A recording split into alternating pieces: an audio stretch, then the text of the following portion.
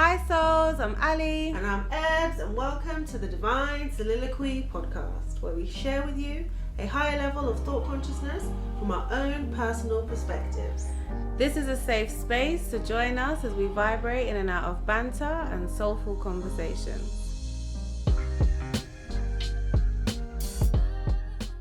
Healing Diaries. We are here. Can I just say, I never actually Sorry, I'm still looking at you like, no, I break out into song and stop. And... I did. Okay, yeah. This is the motion of everything. This is how my life is, essentially. I would just like to say, for a long time, I never thought I would get here. And when I mean here, it's not a physical place. Here as in a mental space. Here as in an emotional and spiritual place. I never actually thought, 10 years ago, 15 years ago, never thought I'd be here. And that's because when I started my healing journey, that ish was painful. Like, woo! I was like, what is this? And why am I even here? I'll be very real with you. I was just like, I don't know if I could I don't know if this life is even worth this shit, to be honest with you. And I know that sounds really deep, but like, it's the truth. And I'm not saying that's how it is for everyone who starts their healing journey. But for me personally, it was really difficult, especially because I was doing it alone. And so we're just gonna chit chat with you about the beginning stages of our healing. And this is the diary entry. My thinking phase was like, no, I was literally just like drinking in what you said before, because I agree. I don't know what I thought then, and I wanted to touch on that because when I was in the thick of shit, which was the beginning of said journey. No, as in, sorry, it's the thick of shit. Yeah, when the shit was thick, I wasn't thinking about what 10 years from now was going to look like. I didn't have that privilege to think about what 10 years from now would look like. I was just in pure mental survival. What is existing? I was detached from myself at that stage in my life. So I didn't think about then. What I did know is I'd always be okay. Yeah. Because despite some of the things that I went through, and I have been through in my life, I've always known that I've been protected. Now I just know that there's, we have our ancestors and we're divinely guided and we're protected. But then I just knew I was always going to be okay. I always had that feeling that I was never alone, no matter how lonely I felt. Yeah. Especially because I felt alone when I was in spaces. And it makes sense to me now when I look back at it. It's because I was alone, because the spaces that I was in, they weren't the spaces that I needed to be in. So how did that start? Let's just go back to how did our healing journey start? So I was in a space in my life. I was a lot younger and a lot more naive, I would say. And I didn't know love with boundaries. I hadn't learnt that lesson yet. Yeah. So I just used to just love, and I just thought, that's how you get through life. You just love people. Whatever that looked like. Yeah.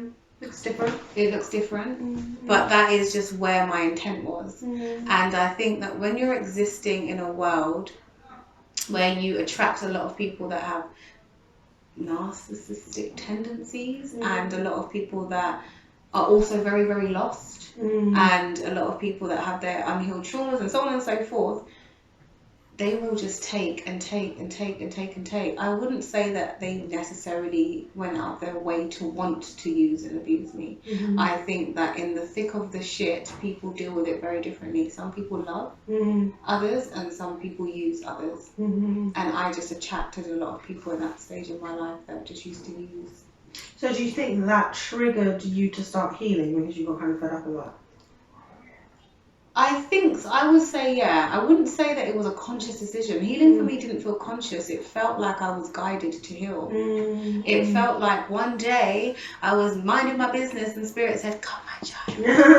like for real. It definitely did begin with a depression.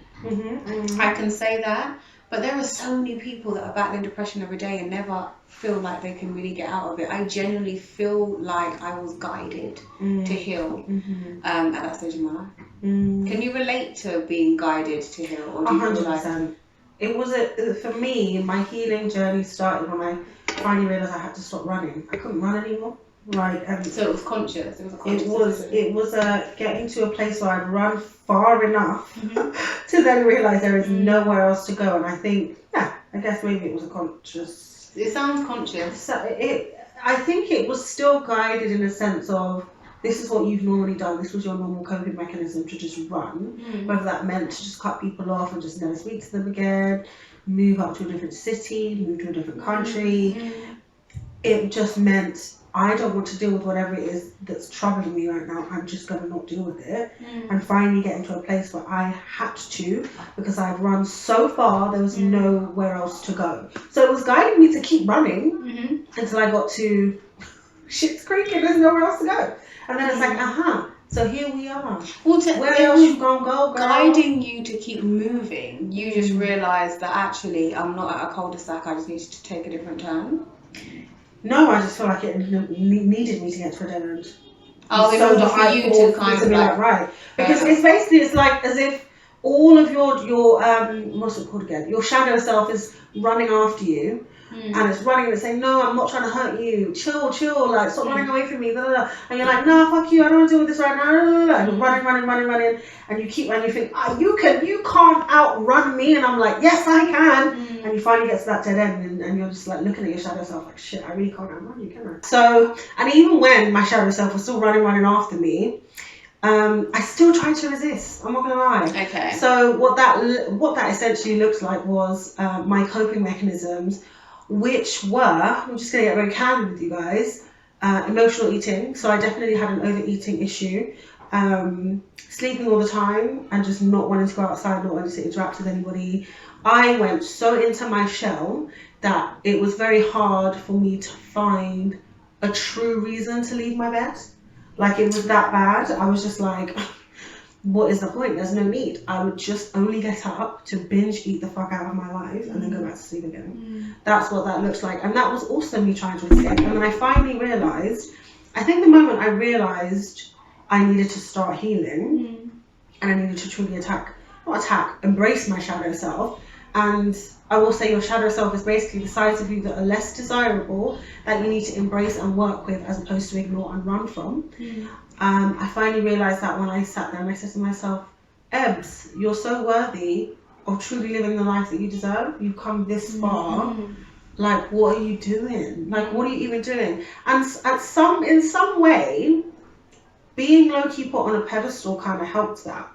Being that person that people always thought was like thriving and being successful and traveling all over and it was almost like, wow, like people are counting on me. You know what I mean? Like, wake the F up. And so that's when I truly started, and I was like, okay, cool. I need to address some things that I know I need to work on and that I know I need to move through. And let's get to work. Let's just get to fucking work. What about you?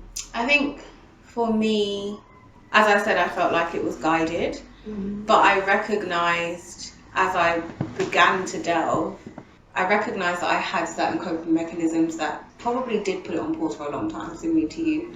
For me, that looked like drinking, and I used to smoke at the time, and that was just me numbing everything. It was escapism for me, and over socialising, because I am actually very introverted. So I appeared very extroverted in those stages of my life because that was also part of my escapism. I wanted to just not be alone. Until I realised I was alone anyway. And I think for me it was, I will say I didn't necessarily stop drinking in that period of time because it was very, very difficult to find balance. I was stumbling. But what I did do is start withdrawing my energy. That's where it truly began for me. I started to withdraw my energy and go into myself and spend more time alone because that is my innate being. I'm just somebody that replenishes when I'm alone. And then I realised that I was also having lots and lots of habits that weren't necessarily true to my nature. I used to go out and party and all those kind of things then, as I said. But I think when I realised that I was actually beginning to heal, when I was going back to the things that I actually enjoy doing in my spare time. I'm someone that likes to go out and paint and draw and do poetry and do certain things. Yeah. And I started to re-find and reconnect with my friends that used to do those things with me. Because they already existed in my life, just in that period of my life I didn't spend time with them. Yeah. Because that saying, misery loves company, is very, very true. I can't say that those people that I hung out with them were miserable. It's not for me to say that. Just escaping as well, probably. Potentially. Because some people genuinely enjoy that life. So I can't say how they felt. I can just say that I wasn't a version of myself. And so I put myself in spaces that allowed me to escape. Yeah. Yeah. I have that. So, guys, for this segment, we're actually not going to do some hyacinths or no sense. No, tomatoes. At yourself, honey. So we're not doing hyacinths or no sense for our little chill sesh. What we're going to actually do is a then and now segment. I'm going to ask you, Ebz, I'm on the hot seat. little question. And I want you to tell me what you then would do and what you now would do, how you would react, or what you would even say. Make it spicy, honey, but do what you need to do. So, a friend, someone you consider a friend, has disrespected you. Okay. Verbally. Okay. What would you do? You know what, funny enough, leave then. You ask me then. Nothing. I would actually just ghost you. Funny enough. Okay, so you were a ghoster. I have been a serial ghoster in my time. Not just people I've dated, but friends. I would serial ghoster. So as in, I would I would just okay, cool, you're verbally attacking me. I'd be like, alright, I'd respond. Obviously, I'd be like, what the fuck, da da da. And then after that, you just won't hear from me ever again. Literally. We are going to give more context. Oh, sorry. But did you block? Did you delete? Did you just ignore? Yeah. Like, what happened? Yeah. I just block, delete, ignore. I just don't reach out again. And usually, because back then, I was always the one, it was always a very one-sided relationship with the majority of my friendships. Okay. I was always the one reaching out anyway. And I was always the one helping and do you need anything and how can I da-da-da-da, always giving. Being very much taken advantage of quite a lot back then. And I would have just stopped reaching out and they would have just been like, okay, cool, she's not reaching out, I'm not reaching out. I had very, not necessarily stubborn friends, but very much like friends who didn't... Prideful. Yeah, and it was always about them. Do you know what I mean? Selfish, prideful friends. Egotistical. Bitch ass nigga. I'm just joking. Yeah. Well, yeah, so I just ghosted it. Now, if you were verbally attacking me and you're my friend, no. No, I'm actually going to respond and be like, who the F are you talking to? Oh. Yeah, I know. Swearing? Yeah. I'm allowing myself more and more now to truly just react without being like, okay, because in that moment, back then, I would have not wanted to make a scene. Okay. Because remember, that whole pedestal thing, you just want to keep your composure and you want to make sure that you're not coming outside of yourself. Especially as a black woman, I didn't want to be seen as ratchet or loud or aggressive. That was a thing for me back then. Now I'm going to be loud and aggressive and do whatever the hell I want to do. But back then it was just like, no, we don't want people to look at us like this, that. So if it was outside, especially, I would have just been like, chill. Because it's just like, people are looking, chill. Yeah. Unless someone's intoxicated, then that's a different situation.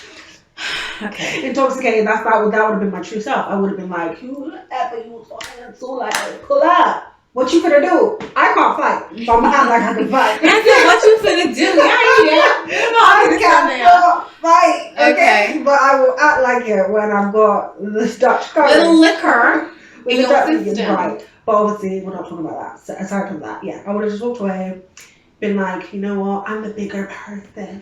Okay, fine. And then ghosted. Now, the bigger person doesn't always look like take the disrespect. Okay. And then not say anything. That's not... Yeah. That's what I would have done. Okay, I've got one for you. Okay. I feel so nervous now. I don't know why you're me. I'm just like, oh my gosh. Okay, go on. No, I felt nervous too when you asked me. So, okay, because we know each other. We know what would trigger us then and now. Oh, so you're going to be triggering. I'm going to be strategic with my shit. Okay. Right. So basically, what if... I'm annoyed already. I'm just pissed off. I don't know what the problem is. I'm actually genuinely pissed off. I'm like, oh, so you're on some shit. Because this is like, what the fuck? Well, go on, please, go on. Somebody you called your friend, right? So this is they're not my friend anymore. No, it doesn't matter. In that moment, okay, they're your friend. In whatever moment, they're supposed to be your friend. Okay. And you're all in a group setting with people that you all maybe know. Oh, I know, I'm triggering my chest. This is the point. I was in the group setting. You're with other people, whether you know all of them or not, but you know some of them, they know some of them, whatever. And this so-called friend said something about you in front of the group that you've told them in confidence. How do you react? Got him! So they tried to shame. Ali and shame. And that's the thing. Harass Ali. Do you know what it is? Sorry, I triggered you. My chest is on fire, and it's not that they. Do you know what it is? It's like, but why? Dying. Because I really want to set the scene here. So you said audience, people, and they're doing it like to just do up banner. I don't know because okay. You want me to go deeper in? You want to like give more context? That maybe you triggered them. Oh, you know, yeah, there was. You said something, but they're like. Oh, so basically it was to get back at me. Yeah. So it was with bad, malicious intent. Yeah. They wanted to hot my feelings. Yeah. Okay, so then now, I will say what I need to say. I'll say to bang. No, back then. I wouldn't, no, then, oh sorry, so back then, I would have confronted it, there and then. Mm-hmm. I would have literally said some shit, but I wouldn't have said anything about their business. Oh, really? No, I wouldn't have said their business. I was never okay, you want to throw this dart, so I'm going to throw mine. That doesn't come to mind, but I'm going to say something. And I already know that. You can say something that hurts. Yeah, because my delivery then wasn't as cotton candy, honey, as it is. I like to believe now. It was. No, it is cotton candy. There's only so much I can do as a Sagittarius. Everyone, please leave me alone. He's going better. But my delivery then was like very straight to the point. Yes. So when you say like hurt them, it probably would have hurt their feelings, but I would have been like, okay, well that's rich. It would have definitely had some attitude. Yeah. There would have been some spice. Even when you just said that's rich. Okay. Coming from because it would have been something like that's rich. Because oh my god, do you know what I'm remembering? Because actually I'm thinking about it now. That's actually happened in real life, and I did say some things because it was like what I would have done. I'm getting there. I know you. Because you've taken me down a memory lane. Okay? Yes. So what I would have done is say like if someone said something to me like, oh, so if I was just like to you like, oh, okay, well, your hair looks ridiculous. Like, why did you get your hair cut like that? Yeah. Because people used to come for me. Yeah. I used to just be minding my own business, like for real, and people used to come for me. Yeah. So it would be like, oh, so why is your hair like that? And I'd be like, oh, so what, you want me to look like yours? You want my hair to look like yours? Because I just feel like if the two are we, I'm alright where I'm sitting. I would have said something like that. If you're going to try and make me look small, I'm going to remind you you're a borrower. Do you understand? It would have been something along those lines, but it wouldn't have been necessarily business. That's the one thing that I draw my line. So if someone was like, oh, but you done da-da-da, I wouldn't say it would have been. Yeah. But I still would have reminded you that you ain't shit. Yeah. I would have said something. Then. Now. Now, I would. I'm very good at just centering myself, to be honest. So now I would just hold it, probably with a facial expression, because that is the one thing that I'm yet to master. Yeah. My facial expressions. If I'm not zoned out, then I kind of give like a look like, oh. Yeah, I will give you a look, but I would have held it and I would have noted it, and then similarly to what you said that you did then, I wouldn't necessarily I will speak to you about it if you're my friend, but because of the intent, I'm somebody that will really look at the why. So if I know you're intentionally trying to hurt me, you're demoted. Yeah, 100%. Because that's something that I'm not going to play with. Forget what you've said and forget the business you feel like you're telling. Because one thing that a lot of people always felt like they know about me was me. And I'm a very private person, so there's not really anything that I'm going to let you know that I think is, you can do anything if it goes anywhere. Yeah. But the intent behind it would be the reason for your demotion.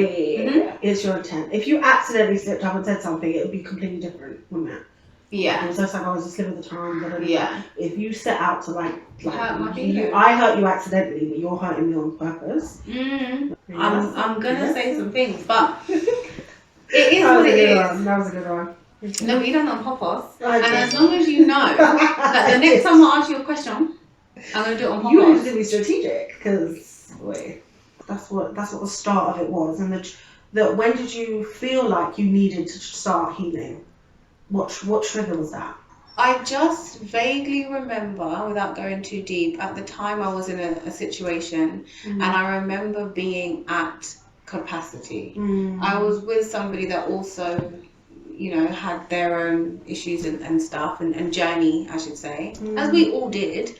But I think I just remember feeling like everything was so loud, because at the end of the day, you know who you're with.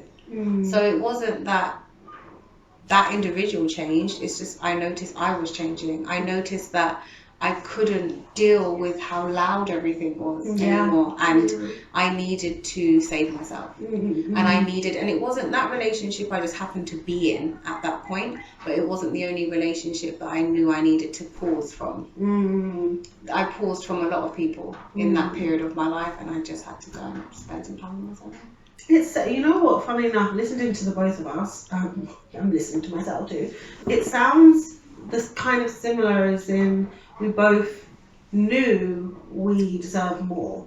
And I think a lot of the healing journey starts when actually, because I know it's so cliche to say this, but it's just so true because it keeps coming up, when you truly do love yourself. And that's why a lot of people find it very hard to start, because if we're honest, a lot of people don't. And that's okay. There's actually nothing wrong with saying, I actually don't find value in myself and I don't see myself as being worthy, because that makes sense as to why a lot of people don't start the journey, because they don't think they're worthy of starting the journey. So that makes a lot of sense. How would you even find the love to start the journey then? Me? Yeah. For me, it really was, and now I look back, I can say that I was very fortunate to start the journey for me, because I know quite a few people that speak about, and I've watched a few things where they speak about the beginning of their journey, they started for their partner, or to get or gain a partner, or their kids, or their children, but typically for somebody else. Because I started the journey for me, because I felt suffocated, and as I said, I really felt like it was divinely guided.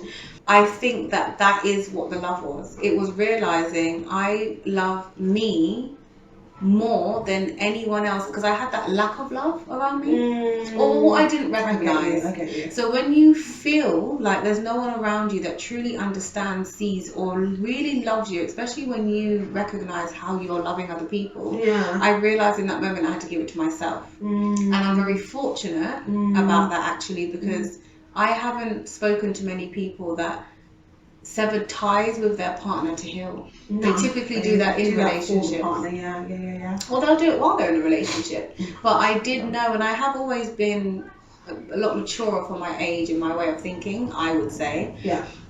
So I did know that had I stayed in that relationship, one, I would have probably just really hit capacity. I don't know what it would look like. And two, I would have been changing parts of myself that didn't necessarily need to change, just parts of the self that my partner told me I needed to change. And I wanted to discover me. So it was the love. But you already had that love, essentially, is what I'm trying to say. But I didn't know that then. Okay. So the healing journey triggered the love you have for yourself. Basically, it was like a cut. It said, like, I'm open. Here's an open wound. Do you want to fix it, or do you want your whole leg to come off? Kind of, yeah. It's so difficult because you're kind of explaining it in hindsight, but at the time I really didn't know any of this. Because a lot of people they would just keep going and they would just stay in that space. They'd be like, this is what I deserve. Do you know what I mean? I will say, and this is getting very personal, what I did know then was I've always had people in my life that are slightly older than me, because I like to connect with people. So I'm colleagues and so on and so forth. And I looked at elders, however I knew them in life, and I just knew that I didn't necessarily want to be like them, and that's me being 100% honest. I knew that the alternative would be me being. We've all walked out in the street, and you're thinking, why is this little old woman so miserable? I know. Do you know what I mean? Like, what's wrong with you? And I just knew, because when I say elders, I'm not necessarily speaking about family members. I mean just looking at the world and thinking, you can't be that miserable. Like, you're one, and you've had a long life, and I'm sure you have a beautiful family, and you do stay that miserable about doing the work. And I just thought, I need to make a commitment here, because I will very quickly end up like you, because time will move whether you like it or not. 100%. So it was really me learning from the world. Honestly, it's, you really have to want it for yourself. It cannot be for anyone else, because as soon as that person leaves your life, then you know what was it really for, essentially? I think, and I think I'm similarly, because I was alone in that moment, or I felt alone in that moment, because I want to preface this by saying, when we say we were alone, obviously some people are going to be like, well, at that point in your life, I was there, what were you alone? Alone in the pain, not necessarily alone physically. I wasn't physically alone, I lived in a house with a whole bunch of people when I started my healing journey, but I felt alone in the pain. And I felt like there was nobody else equipped enough to help me other than me. And so, and that's probably another thing with starting the journey. Do you feel equipped enough to help yourself heal? And if not, it's okay to reach out for help. I think if I were to give my younger self advice, I would say don't do it alone. Don't do it alone. It's not necessary, and you don't have to. And I don't necessarily mean reach out to friends and family. I mean professional help. I didn't necessarily have to do it alone. I chose to do it alone because I felt like I was alone, and I felt like I didn't have a choice. And you always have a choice. You can always, if you just don't feel like you have that energy or you have the tools to do it alone, don't. It's not very necessary. So for me, I think because I've always been a very self-sufficient person, it was helpful in that moment when I got to the dead end to be like, okay, I've got the tools to do this. Let me DIY this shit and see how far I can get. Speak on it. When you're in the beginning stages of your healing journey, the things I would want to tell my younger self in the beginning stages is be kind and be patient and be gentle with yourself. There were so many times where I felt like I was at rock bottom, where I just felt like, why? I can't even. I was waiting until the thing was just like, why? Why? Yeah. Why me? Why now? Why this? Why not? Da da da. All the whys in the world. And you see other people doing all these things, and you think, oh my gosh, look at my age mates. You know, the age old thing. Look at my age mates. And you're just like, but why me? And you feel kind of a bit like it's never gonna happen. That's how I felt anyway. In the beginning stages, I felt like it was never gonna. Like I said before, I was never gonna get to this place that I am now. This journey is a lifelong journey, okay? Unfortunately, trauma is literally part of life. And so learning how to peel back the skin, allow new skin to grow, to peel it back again, and allow new skin to grow consistently in your life is going to help you, and it makes it feel easier every single time, in my personal opinion. But you have to allow yourself to heal. Literally, it is the physical aspect of healing a wound. You have to give the wound time. Have you ever tried to fast track heal a wound?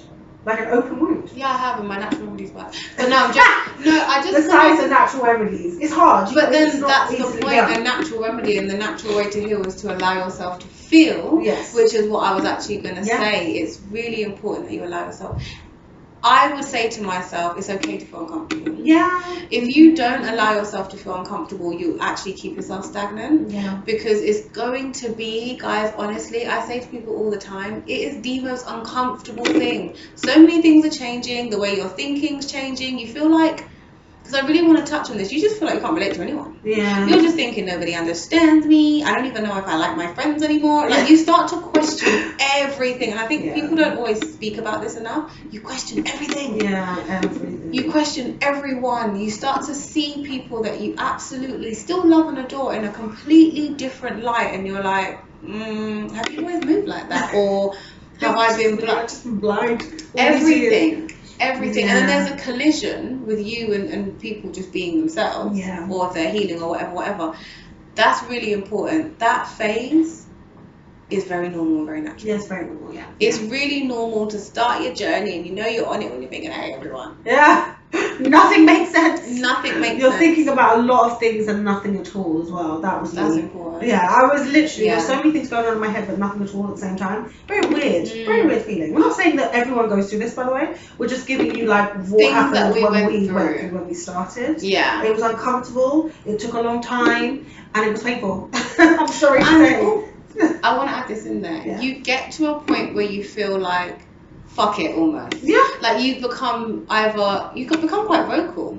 So or you just basically end up looking the opposite of what people recognize you. Yeah. Right? So if you're somebody that is a little bit more vocal, you go a bit introverted and vice versa. You just become very unrecognizable to the people around you. However, you start to feel like you're seeing yourself for the first time. Yeah. Yeah. So it's a strange feeling to have. It's like, well, I don't know about you, but I feel like I'm me. I also, can I say, had to go back, and that was painful because a lot of things I had suppressed previously, unfortunately, they did have to come up. That is your shadow side. It's the things that you don't like, and the things that you thought, I'll just lock it away and it'll be fine, it won't affect me if I just ignore it. No, you can't ignore it because eventually it's going to come back.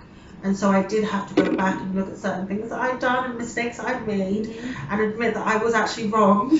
Taurus, it's very hard for me. Taking accountability. I'm great at that now. Okay? Let me just say. No, I'm not saying anything. I'm not saying anything. I'm not saying your eyes. I'm not saying no, I'm not speaking. No, I'm joking. No, you are. And you spoke candidly about the fact that it's something that wasn't. No, I saying sorry, saying I was wrong, saying I did it, and I was perfect. But then 10 years ago, Ebz, I was. That's where we were opposite though, because I definitely sat more in a people pleaser space then. So I would just be like, oh gosh, your feelings are hurt. I'm sorry. Oh, your feelings are hurt. It was me. But I was people pleasing to the point where I was like, I'm people pleasing so much I can't possibly be wrong. Does that make sense? Fair. Right. That's another thing you go through. You feel like, I know I've been in the thick of the shit. Yeah. So I can handle this and you necessarily can't, so I'll take it. I'll hold that L. It's so important, guys. Please, because I will tell young Ali and I'll tell young Ebz the same thing. Just because you can handle it, it doesn't mean you should. Yeah. It really doesn't mean you should. Yes, so that was the start of our healing journey. And so next healing diary, we're going to talk about the trenches. Oh my God. We're going to get into the trenches. We're going to get into the hard nitty gritty of what it really feels like for us. Stay tuned. No. Anyway, bye.